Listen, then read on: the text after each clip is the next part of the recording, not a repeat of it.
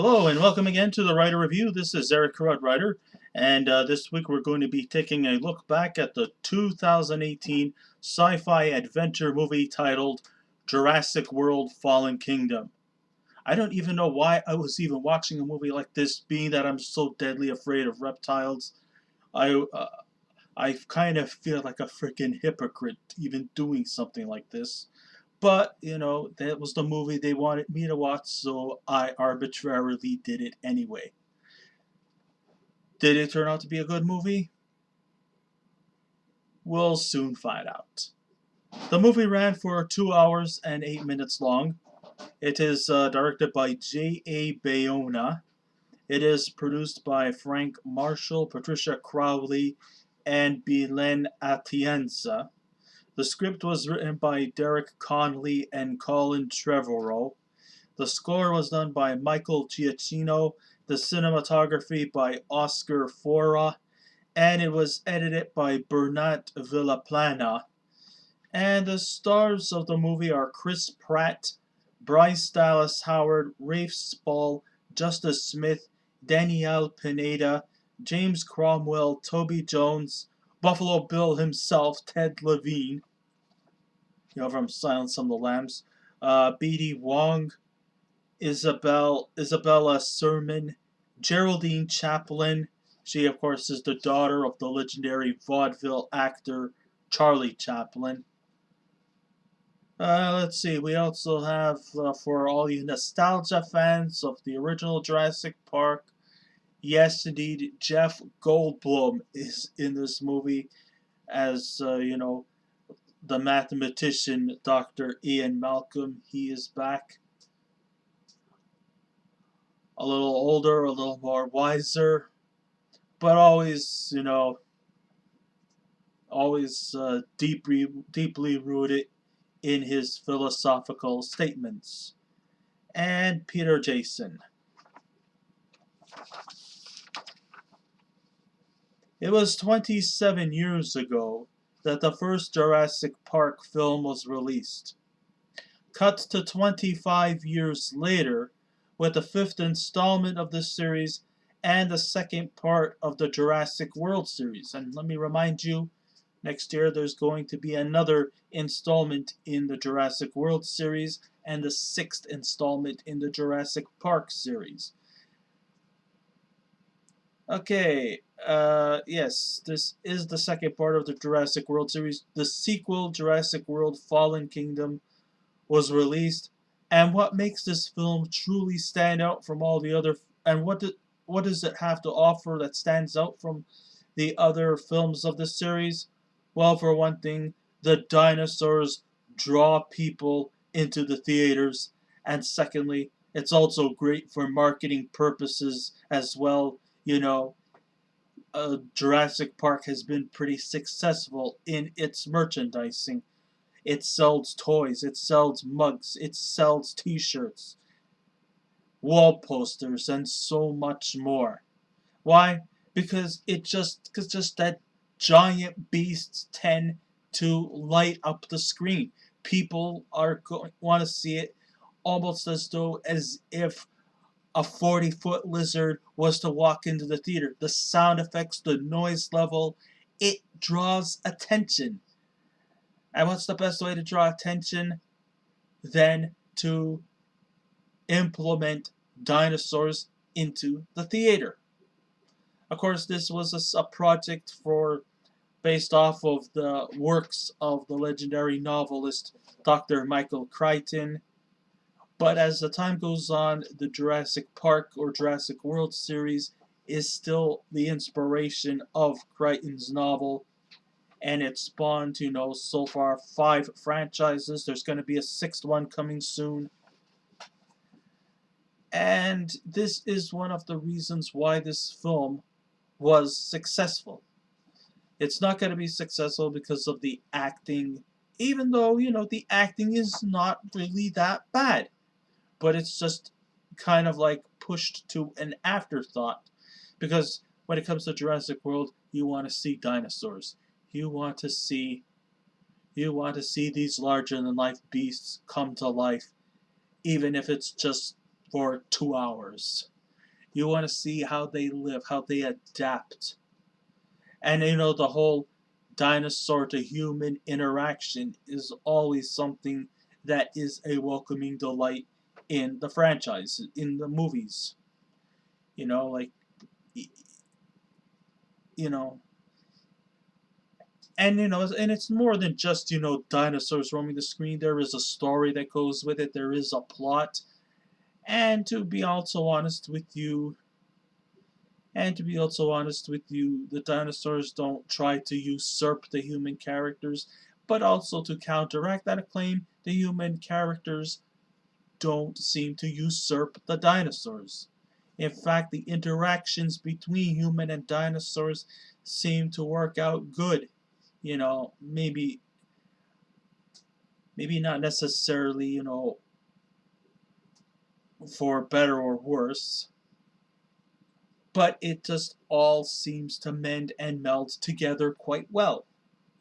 Even though it follows down a path in the traditional scheme of things like the other Jurassic Park movies, this time some issues are a little bit different in the world where dinosaurs are recreated and the messing around with science does come back to haunt. In the quest where scientists are virtually playing God, they created a new breed of dinosaur that functions like none other than compared to the other species. Although dinosaurs might be giant beasts, but to be honest with you, they're not very smart. I'm not saying that they're complete idiots, but let's face it, they don't have logic thinking like the human race does. They they they can't solve difficult solutions or invent certain things like humans do. They don't have laws or precedents or or jurisdictions or think logically like humans. But when it comes to like the scientists in this movie, they're doing everything that they can possible to try to play the role or to defy the axe from God by trying to bring back something that they could either look at it as a valuable commodity, or they might probably look back at what they've created and would regret it moments later. Sometimes it doesn't pay off to play God. And I think a lot of scientists, a lot of entrepreneurs, they sometimes need to have that kind of lesson kicked into their asses and realize that playing God will not get you anywhere. Or it could create more trouble than it does good.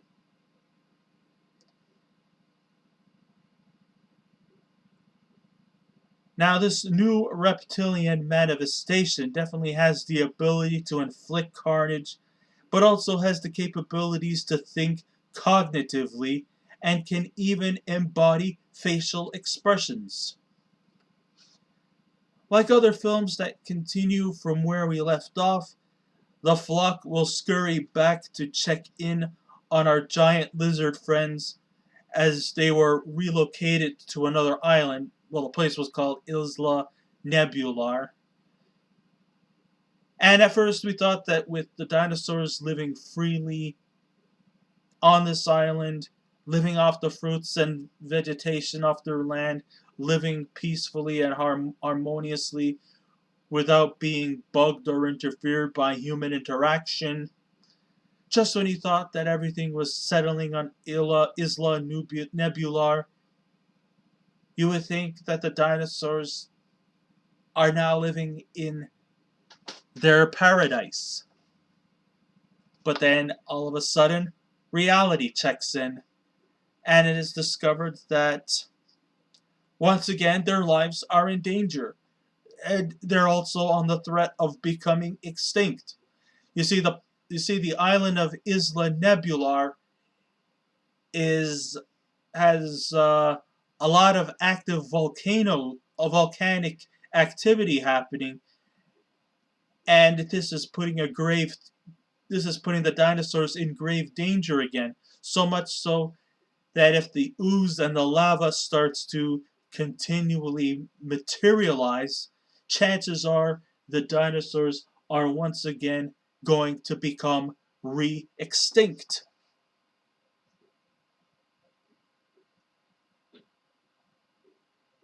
And if they're not unless they are rescued on time.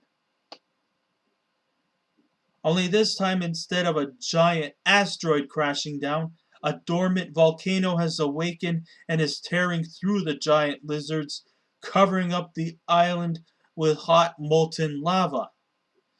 And if human interaction doesn't occur soon, they could be on the brink of becoming extinct again. Meanwhile, the government is trying to think, should we rescue these giant beasts from becoming extinct again? Or should we just let the volcanic activity affect them so that they could just become dead again, extinct?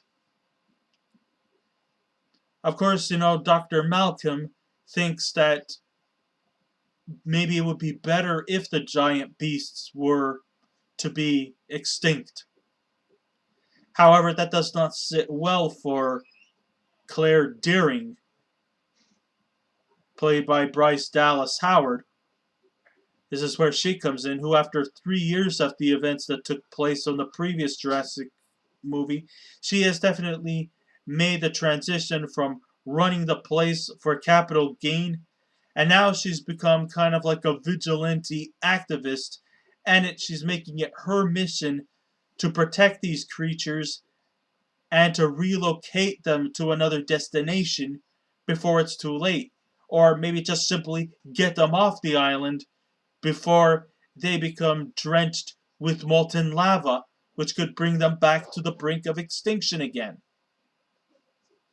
Claire is definitely joined by two scientific researchers for this search and rescue initiative. We have the determined and energetic Dr. Zia Rodriguez, played by Danielle Pineda, and a computer techno brain named Franklin Webb, played by Justice Smith, who will definitely help Claire on her mission. However, she's also not alone in this. The only person who might be the key to saving the dinosaurs were the creators who specialized in cloning them to begin with. An aging ill millionaire, or maybe billionaire, named Benjamin Lockwood, played by James Cromwell, who once worked with John Hammond, might know a way to protect them. Well, it just so happens that he actually has a secret lair in his basement where he could keep the dinosaurs in captivity.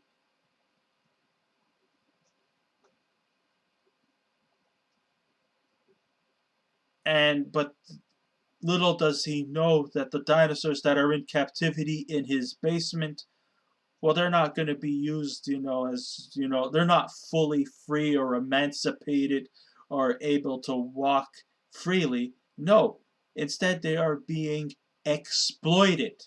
They want to take these dinosaurs and want to use them for military gain. And they're being auctioned off to the highest bidder.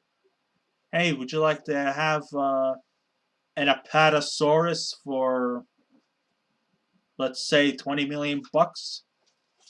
You know, they're being auctioned off to be used for military gain.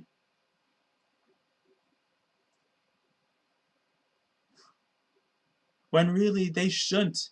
In the end, they're just animals. But then again, animals have often been used in the history for military purposes. So this is not exactly the first time I've ever heard of such absurdity. But that's exactly what they had in mind. Apparently, Lockwood is completely oblivious to what is really going on. Because let's face it, he's frail, he's ill, and he seems to be surrounded by corrupt businessmen who are using these dinosaurs for their own personal selfish gain just to be richer.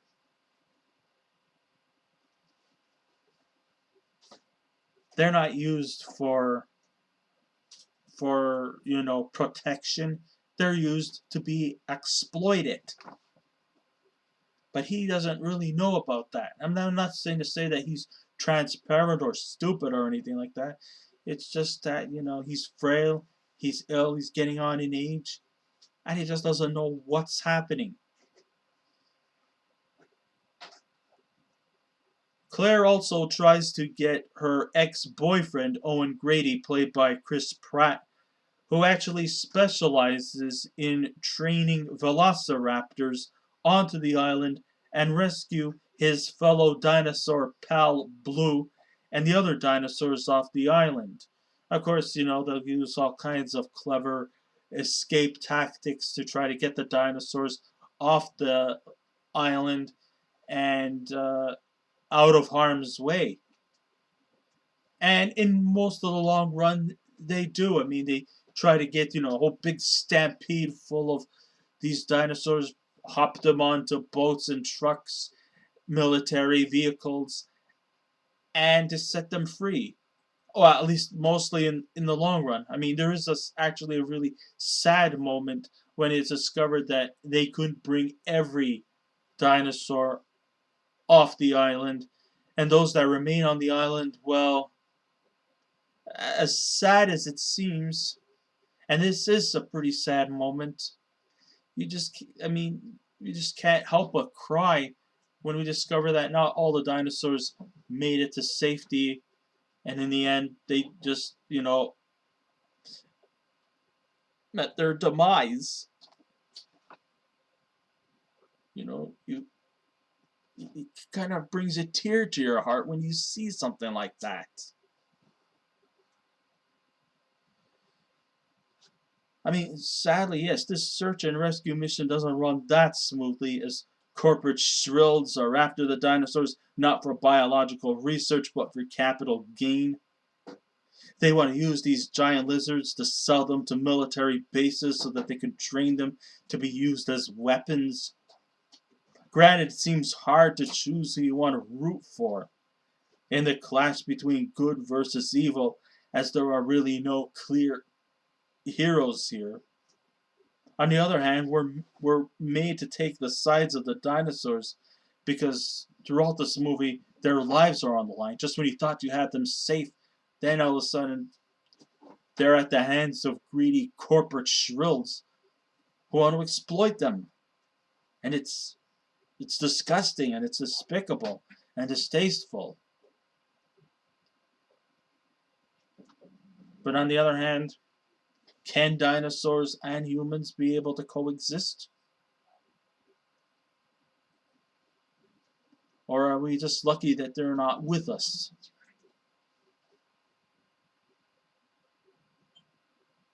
But this movie wants us to make us feel sympathy for them because it's bad enough that there was suffering on the island on the brink of extinction, and now military and corporate hacks of are using them for their own selfish purposes.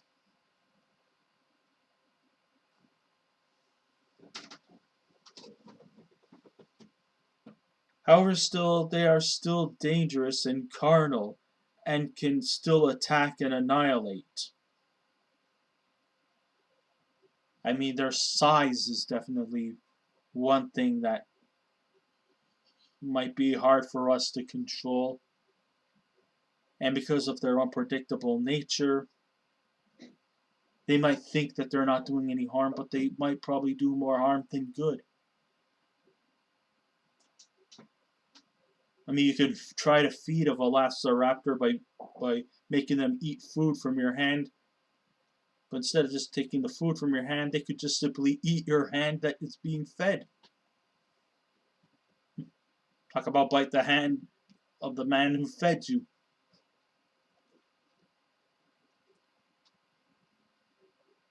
I don't know. As for the corporate villains, it's obvious we're programmed to hate them because they're corrupt, greedy, selfish capitalists. But to contradict that analogy, they're still human beings with families, and they need to provide for them and put food in their kids' mouths. And though they may deserve their comeuppance in some sort of way, it's still hard to swallow, except for the dinosaurs, seeing another person get their hands bitten off.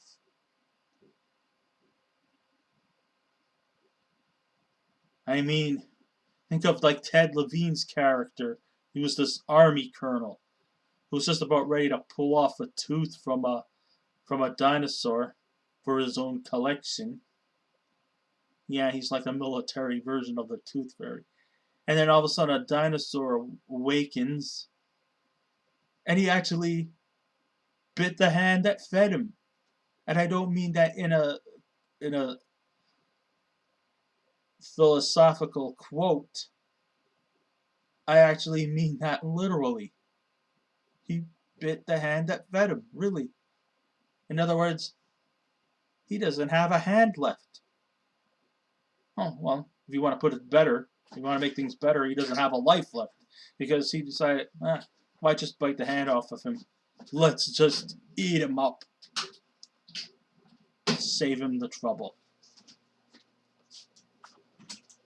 Under the direction of J.A. Bayona, who has directed a trifecta of great films like the spooky horror film The Orphanage and the visual eye candy disaster film The Impossible, and the impressionable family film A Monster Calls, takes a bit of inspiration from these three films, along with many scenes that are inspired from Steven Spielberg films like rear view window scenes from E.T. Extraterrestrial.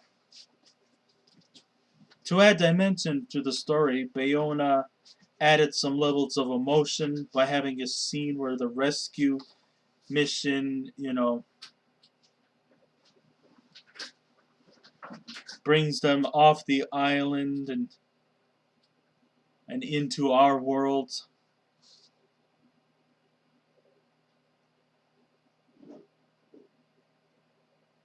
And, it's going to take a while for these dinosaurs who eventually will be kept. They're not, I mean, even though they may be free from the island, they're still, being imprisoned and shackled and being bidded on. And even that too is hard to watch. Of course, they get a lot of heat. And it's, at least, you could say that this movie itself has a lot of emotions drained into this movie. But at least it adds dimension to it, because if a movie that can touch you emotionally definitely does have a place going for it. And at least it brings a sense of realism, because not all rescue missions always go as planned. Things will backfire. Things are not, 100% safe proof. You can rescue most of the dinosaurs off the island, but in the end, you can't rescue them all. And those that remained, it's just sad to see them go the way they did. For the nostalgia moments, it's great to see that they brought back Jeff Goldblum to reprise his role as mathematician Dr. Ian Malcolm, and his words of philosophy from The Lost World Jurassic Park 2 to make it out as legitimate in this installment. To paraphrase his theory about messing with and playing God by bringing animals from extinction. If you make your own bed, you must lie in it, type of thing. Like, in other words, just because resurrecting something back from the dead or creating life via test tubes and DNA may be a scientific milestone, but then you gotta ask yourself, is that a good idea? Well, my personal opinion, my answer is no. Sometimes things that are dead were meant to be dead. Don't try to mess with science. Don't try to mess with nature. Sometimes some things are just better left just the way they are.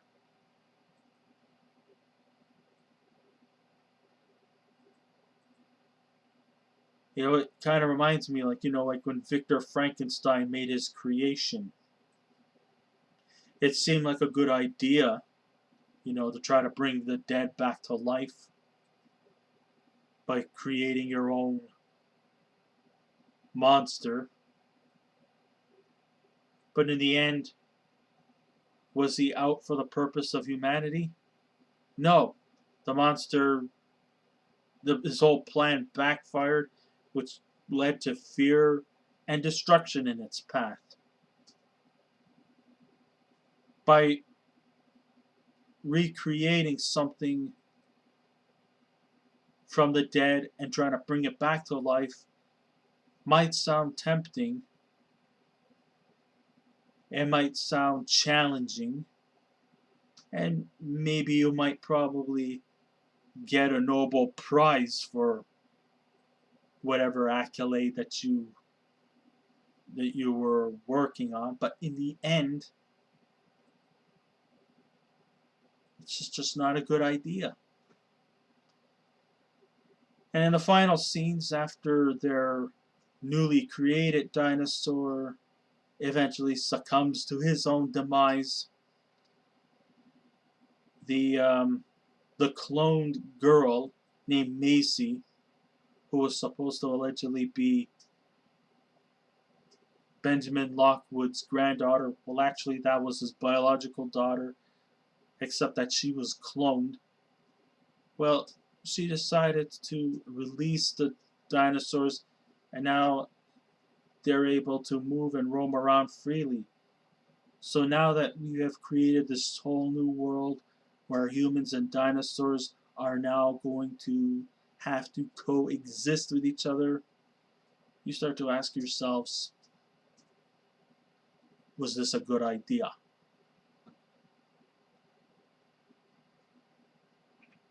Would you like it if you woke up the next morning and you had a brachiosaurus staring down at you? You would. I don't know.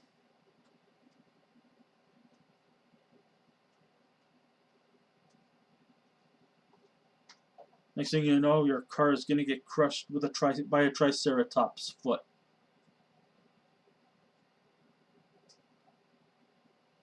And if you're not careful, you'll become a light snack to a Spinosaurus.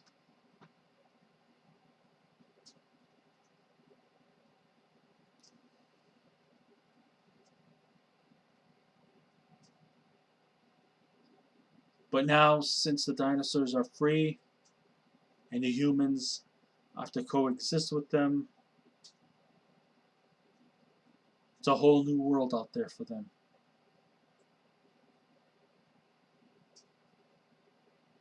And there is no real clear answer as to whether it's a good idea or not.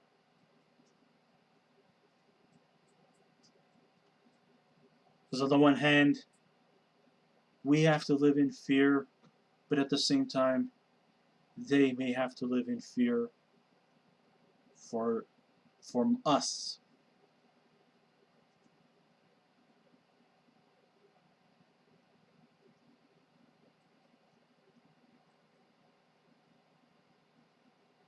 The biggest weakness to this movie is that the lack of decisiveness in terms of its subplots, and with the many rewrites and scripts that was possibly given to them, they just crammed bits of them in as a way so no one feels hurt or neglected. See, this is where sometimes the biggest problem is. Like the whole statement of too many cooks spoil the broth.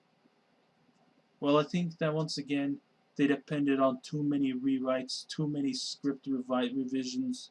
Then instead, they took little bits from each of them and just crammed it in just as a way so that nobody feels hurt in the end.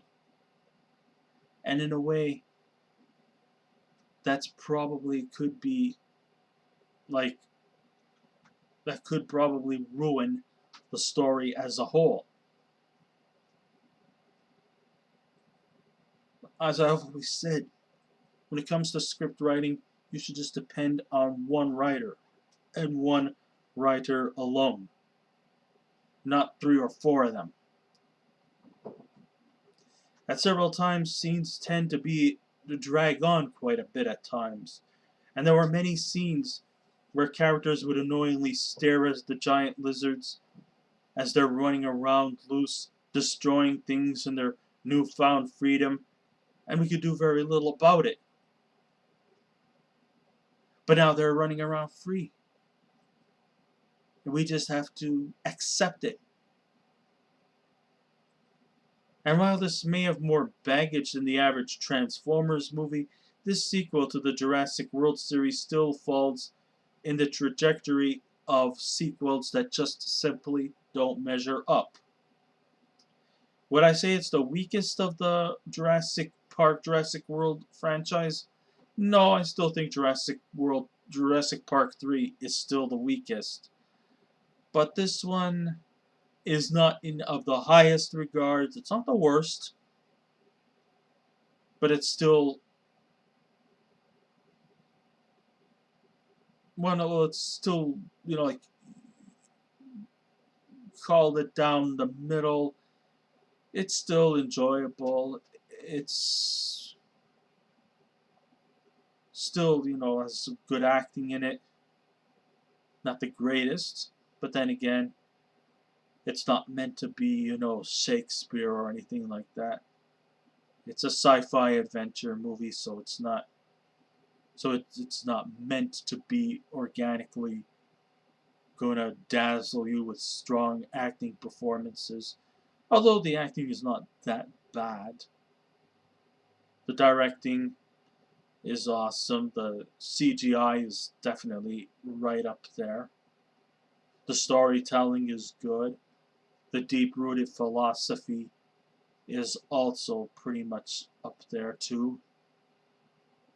So there's still a lot to enjoy about this movie.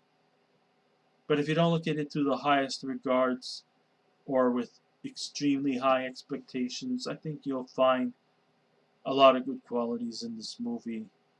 So, with all that said and done, if I was to give this movie a scale out of 10, I would give Jurassic World Fallen Kingdom a 7. So, I guess this ends my writer review. Thank you all for listening in. If you wish to subscribe to my YouTube channel, please feel free to do so. If you wish to leave a comment, go right ahead. Just remember the 3 simple rules: be kind, be courteous, and please refrain from any rude comments. And I'll be back again with another movie review. So until next time, this is Eric Writer saying, keep watching those movies, and I'll see you around. Goodbye.